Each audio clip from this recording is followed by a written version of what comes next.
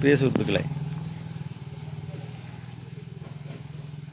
പോരൂർ പഞ്ചായത്തിൽ വാണിയമ്പലം താളിയംകുണ്ട് റോഡിൻ്റെ ഒരു ദയനീയാവസ്ഥ വിശദീകരിക്കാൻ വേണ്ടിയിട്ടാണ് ഞാൻ ഈ ഒരു പോസ്റ്റ് ഇടുന്നത്.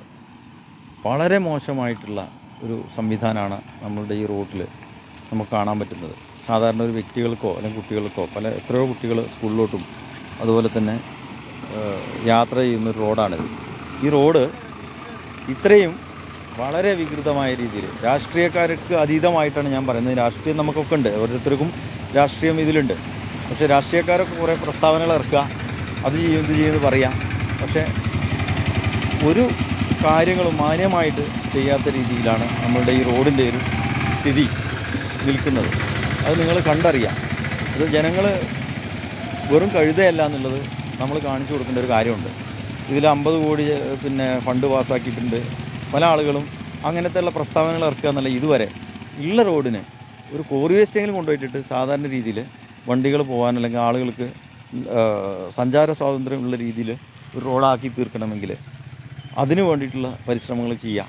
ഇതിന് ഒരാളും പ്രതികരിക്കാത്തതിൻ്റെ ഭാഗമായിട്ടാണ് ഈ ഒരു രീതിയിലുള്ള ഈ റോഡുകൾ ഇങ്ങനെ നിൽക്കണമെന്നാണ് ഞാൻ മനസ്സിലാക്കുന്നത്. ഞാനിത് കുറേ കാലങ്ങളായിട്ട് ഞാനിപ്പോൾ കാറിൽ വന്ന് ഇവിടെ സൈഡാക്കി നിർത്തിയിരിക്കുകയാണ്. കാറൊക്കെ എൻ്റെ കാറിപ്പം 7,000 റുപ്യ 8,000 റുപ്യ ഇപ്പോൾ ഈ ഒരു കാരണത്താൽ മാത്രം മെക്കാനിക്കൽ പ്രോബ്ലംസ് ഒക്കെ ഉണ്ടായിട്ടുണ്ട് ഇതിലൂടെ യാത്ര ചെയ്തിട്ട്. അപ്പോൾ ഇതിലൂടെ വരാൻ അത്രയും ബുദ്ധിമുട്ടാണ്. അതുകൊണ്ട് നമ്മൾ അത്രയും ദൂരമുള്ള സ്ഥലത്ത് കൂടെയൊക്കെ പോയി തിരിഞ്ഞിട്ടാണ് നമ്മൾ അടുത്തുള്ള പട്ടണത്തേക്കൊക്കെ പോകുന്നത്. അപ്പോൾ അത് പ്രത്യേകം എല്ലാവരും എല്ലാവരും ഷെയർ ചെയ്യുക, കഴിയുന്നതും എല്ലാ വ്യക്തികളിലും ഇത് എത്തിക്കുക.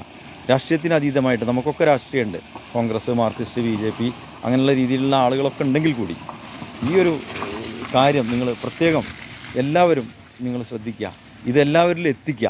ജനങ്ങൾക്ക് മൊത്തം ഇത് അറിയണം ഇതെന്താണ്, നമ്മളുടെ ഈ ഒരു ഭരണ സംവിധാനത്തിൻ്റെ പ്രശ്നങ്ങൾ എന്താണെന്ന്, ഗവൺമെൻറ് സംവിധാനത്തിൻ്റെ പ്രശ്നങ്ങൾ എന്താണെന്നുള്ളത് നമ്മൾ മനസ്സിലാക്കണം. അതിനു വേണ്ടിയിട്ടാണ് ഞാൻ ഈ പോസ്റ്റ് ഇടുന്നത്. എല്ലാവരും ഇതൊന്ന് ഷെയർ ചെയ്ത് ജനങ്ങളിലെത്തിക്കുക. അല്ല അധികാരികളിൽ എത്തിച്ചിട്ട് കാര്യമില്ലെന്ന് നമുക്കറിയാൻ പറ്റും. Okay, thank you very much.